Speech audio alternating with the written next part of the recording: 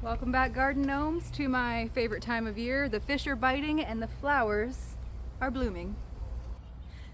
Now, it's been a little while since we've done a garden video, but I told you guys in the last one that my goal this year was to have lots and lots of color and help for the pollinators, so I thought we would take a few minutes to brag on these zinnias a little bit. Now, I've actually never grown zinnias before, so doing the research for this video was really fun because I didn't know anything about them. I just knew they were beautiful and I wanted them in my garden. But I found out they're extremely heat tolerant and pretty drought resistant too, because they're native to Mexico and the southwest US. Oh, this guy's hiding. Get up there, you beauty. Have your moment in the sun. Well, I guess we don't have much sun today. It was really sunny earlier when I started this video, and then it rained for 5 minutes and it's just gone now.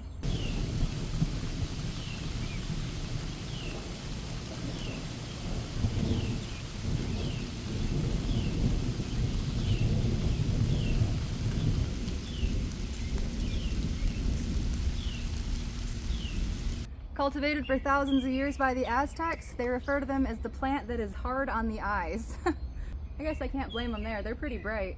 They have a long history and deep cultural significance. With their bright colors, they were representative of the sun, and have been used throughout Mesoamerican history as ceremonial offerings to their gods. Oh, it's humid. Today they maintain their place in ceremony alongside marigolds in Mexico's Day of the Dead, as one of the main ofrendas or offerings to our beloved passed on. Because they're long blooming and heat tolerant, they outlast many other cut flowers that are used as offerings. They didn't always look like this though. When 16th century Spanish explorers saw them for the first time, they dubbed them unimpressive and referred to them as sickness of the eyes. Then again though, I don't think anything impressed 16th century Spanish explorers. About 200 years later, the seeds would be gathered and taken back to Europe, where top botanists would mess around with them a little bit and eventually selectively breed them into what we know today. Sorry. I did find some photos online of what they used to look. Hey, corn, chill. I did find some photos online of what they used to look like back in the day. I hope these are historically accurate. These are not my images. These are from Google. I like to see where a plant started out. The zuni would crush up the entire plant and apply it topically for bruising, which, whew, I could use some myself. Went swimming and moose got a hold of me in the water. The Navajo would boil up the root and take it as a tea for stomach aches and heartburn. Both tribes were known for drying and powdering the plant, and actually smoking it to ease nose and throat troubles, as well as reducing fever. Now I do have to beg of you, please do not try this at home. Research is a little bit shaky and documentation is few and far between. It's been thousands and thousands of years and the plant's gone through a lot of changes. Please don't powder this up and smoke it.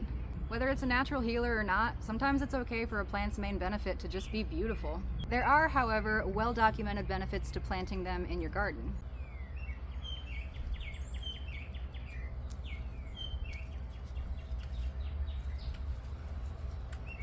Obviously they're bright and beautiful, and they grow a lot taller than other cut flower varieties, so they make an awesome backdrop. But they also have this really cool landing pad kind of design, and an open buffet for all sorts of pollinators.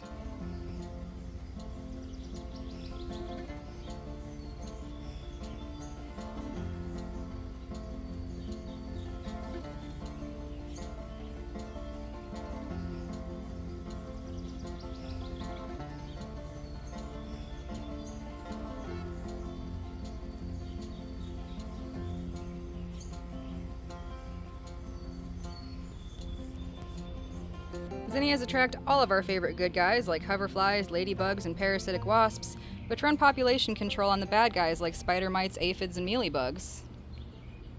Oh god, yes. More of that breeze. It's like 90% humidity out here. I kind of wish it would rain again. Oh, the breeze heard me. Yes, ruffle my damp neckline. They can even run frontline for your vegetable cash crops. They sacrifice themselves and act as a trap crop for beetles, grasshoppers, and anything else that wants to eat your beans, roses, berries, any sort of veggie. By starting them several weeks early ahead of the rest of your garden, you can make sure that you have these trap crop blooms ready to go when you plant everything else, and you'll have a lot less loss right out of the gate.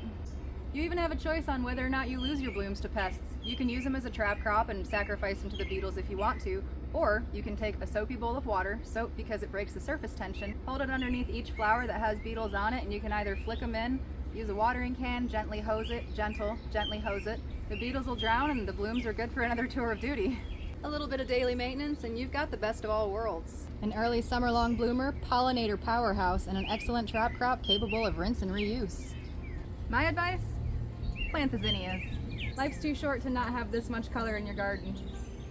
Thank you guys for joining us. I hope you watch the next video where we do a full garden tour and kind of check in on everything. We've got potatoes to dig up, one giant onion that my buddy Trent gave me last winter that I have no idea what to expect from, and as always, you can find additional content and flirty photos on our Patreon below.